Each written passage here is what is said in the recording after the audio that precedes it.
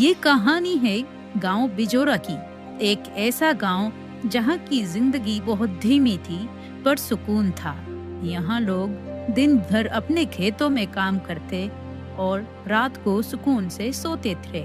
गांव का अधेड़ उम्र का हरि प्रसाद, जिसे सब काका कहकर बुलाते थे, अपने खेत पर जाने के लिए तैयार था। अरे सावित्री, मेरी लाठी कहाँ रख दी?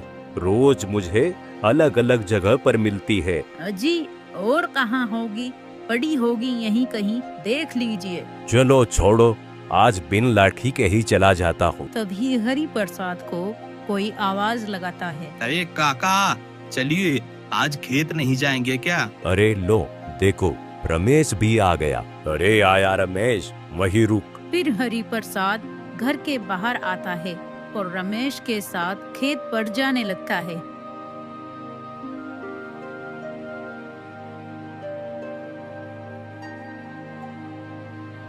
फिर खेत में आकर वो दोनों काम करने लगते हैं।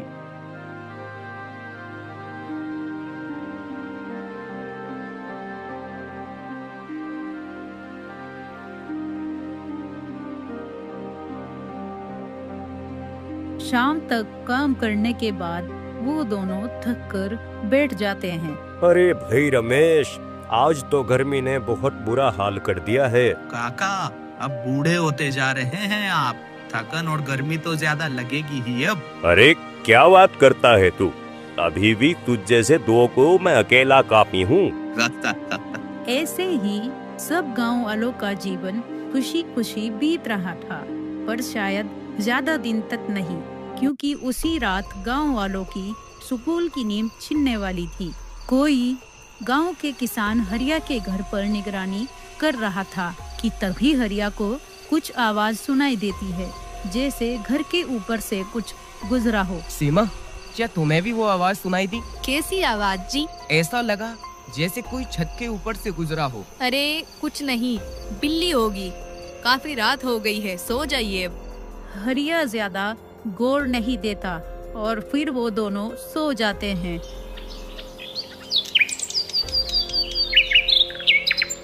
अगली सुबह होती है तो हरिया का पड़ोसी किशन जोर जोर से रो रहा होता है। हे राम, मैं तो लुट गया। मेरी साल भर की मेहनत के पैसे कोई चुरा कर ले गया। किशन को रोता हुआ देख हरिया उसके पास आकर पूछता है, क्या हुआ किशन भाई, रो क्यों रहे हो? क्या बताऊं हरिया भाई, कल ही बाजार से फसल बेच कर आया था। फसल के सारी जमा पूंजी चुरा कर ले गया कोई। अरे नहीं, ये तो बहुत बुरा हुआ। मुझे रात ही शक हो रहा था, ना जाने कैसी अजीब सी आवाजें आ रही थी, कोई छत के ऊपर से घूम रहा हो जैसे। बिजोरा गांव में पहली बार चोरी हुई थी। वो गई बिना किसी हलचल और सबूत के। चलो किशन, मुखिया जी के पास चलते हैं, शायद कोई हल निकल जाए। फिर हरिया किशन को लेकर मुखिया के घर की ओर चल देता है।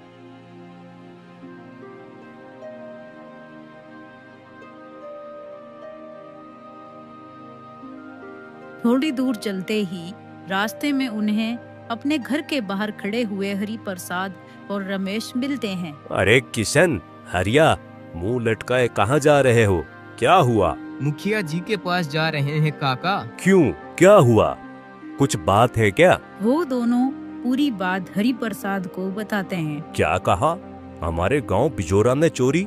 पर ऐसा कैसे हो सकता है? ये तो बहुत गंभीर मामला है।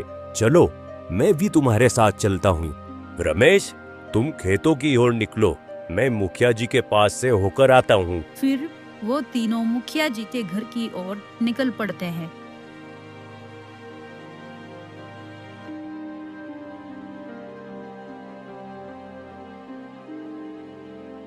अरे रामबीन, उस मुकेश की जमीन का क्या रहा?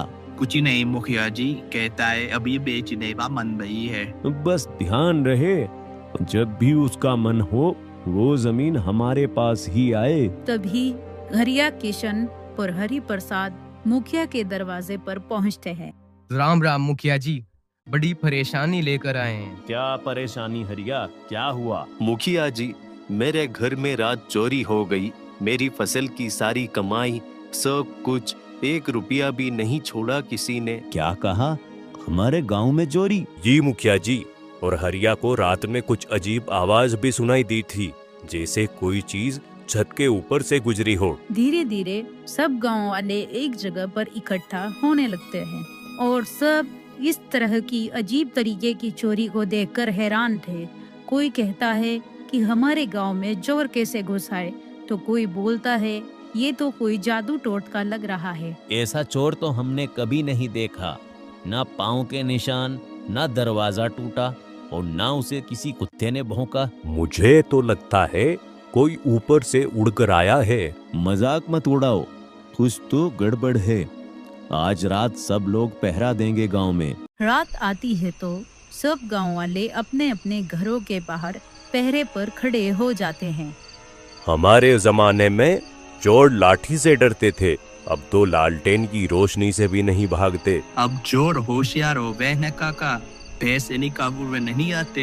हंसी मजाक बंद करो, सब लोग पहरे पर ध्यान दो। काका, मैं और किशन पूरब के खेतों की ओर निगरानी करेंगे। ठीक है, मैं कुएं के पास देखभाल करूंगा। सब लोग अलग अलग जगह पर पहरा देते हैं।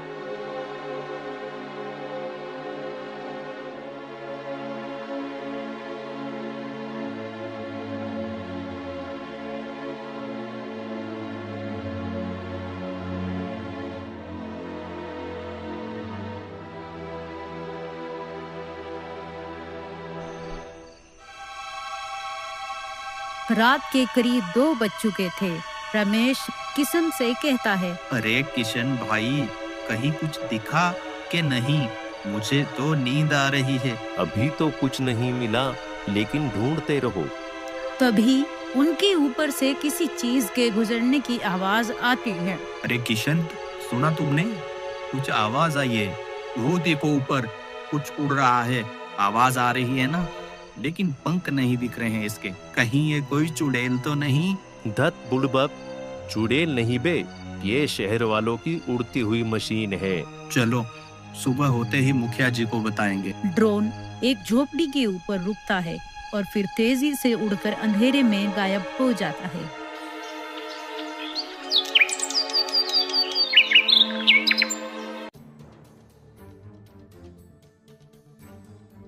सुबह होती है तो रमेश और किशन भागते हुए मुखिया जी के घर पर आते हैं। अरे क्या हुआ, क्यों भागे आ रहे हो? मुखिया जी, वो हमने देखा, वो उड़ता हुआ कुछ था। कोई परिंदा नहीं, कोई मशीन जैसा यंत्र था। अरे कहना क्या चाहते हो, साफ साफ बोलो। पता नहीं, अंधेरे के कारण ज्यादा दिख नहीं सका, पर बिना पंख के उड़ता है और सीधा एक झोपड़ी के ऊपर रुका और फिर अचानक से गायब हो गया। तो ये बात है। शायद कोई उस यंत्र से गांव पर निगरानी करता है और चोरी भी कोई इंसान ही करता है। पर गांव में ऐसा यंत्र कौन लाएगा? ये कोई गांव वाले का काम तो नहीं लगता। इसका मतलब कोई बाहरी है और पढ़ा लिखा, जिसे तकनीक की समझ हो। जी मुखिया जी। हाँ चलो, इसका कुछ तो हल निकालना ही पड़ेगा। अगले दिन मुखिया जी वापस पंचायत करते हैं। कुछ लोग चिंतित बैठे हैं, कुछ आपस में फुसफुसा रहे हैं और चोरी की खबर दिन ब दिन फैलती जा रही है। बिना ताला टूटे, बिना कोई निशान, लगता है कोई भूत पिशाच है। अरे भाई, मेरी बीवी कह रही थी कि रात में आंगन में कुछ चमकती हुई रोशनी दिखी और चांद नहीं था वो। कुछ तो गड़बड़ है, पर समझ नहीं आ रहा है कि कौन, कैसे और कब करता है ये सब। कोई ना कोई चालाक है।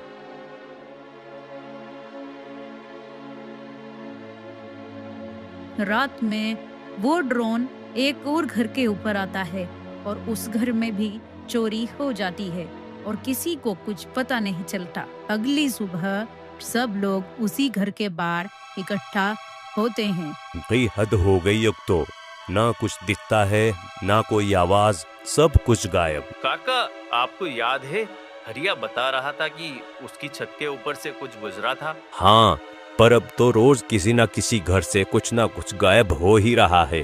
कुछ भी समझ नहीं आ रहा। गांव वालों के इतना पहरा देने के बाद भी चोरी नहीं रुकती और ऐसे ही चलता रहता है।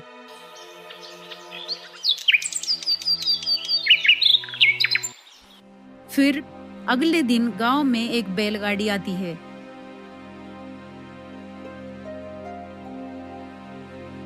उसमें से अर्जुन नाम का एक युवक उतरता है जो हरि प्रसाद का पोता होता है। हाँ, कितना बदल गया है गांव, पर मिट्टी की खुशबू आज भी वही है।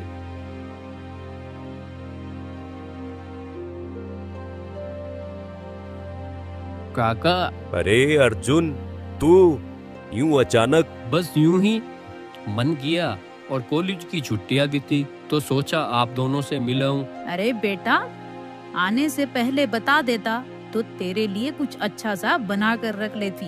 कोई बात नहीं काकी, आपके हाथ की रोटी और अचार अब बैठकर आराम से खाऊंगा। अरे सुन अर्जुन, गांव में बड़ी गड़बड़ है आजकल। कोई चोरी कर रहा है, वो भी इस तरह कि कोई कुछ समझ नहीं पा रहा है। चोरी? और कोई कुछ देख भी नहीं पाया? कुछ लोग कहते हैं हवा में उड़ती हुई रोशनी दिखती है, जैसे कोई यंत्र। अब हम तो ठहरे गांव के सीधे साधे लोग ये सब कहाँ समझते हैं। रात हो जाती है और अर्जुन घर के बाहर खड़ा हुआ कुछ सोच रहा था कि तभी वो ड्रोन उड़ता हुआ जंगल की ओर जाता है। अर्जुन देख लेता है कि वो ड्रोन जंगल की ओर जा रहा है और फिर तुरंत भागकर रमेश और किशन को बुलाकर लाता है।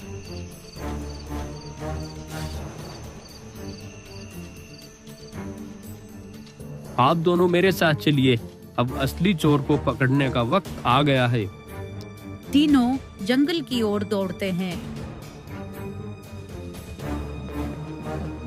वो तीनों अलग अलग रास्तों से जंगल में आते हैं और जंगल के बीचों बीच आकर देखते हैं कि एक पेड़ के नीचे दो आदमी खड़े हैं, जिनमें से एक के हाथ में ड्रोन का कंट्रोल है। देरी ना करते हुए अर्जुन उन दोनों चोरों को दबोच लेता है।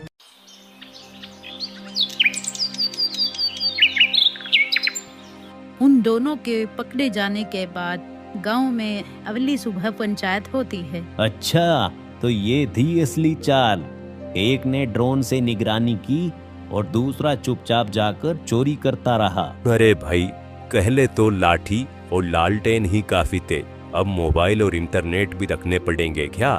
थोड़ा टेक्नोलॉजी तो सीखना पड़ेगा दद्दू, मैं आपको सब सिखा दूंगा। हाँ हरि प्रसाद जी, अब लाठी से नहीं वाईफाई से चौकसी करनी होगी।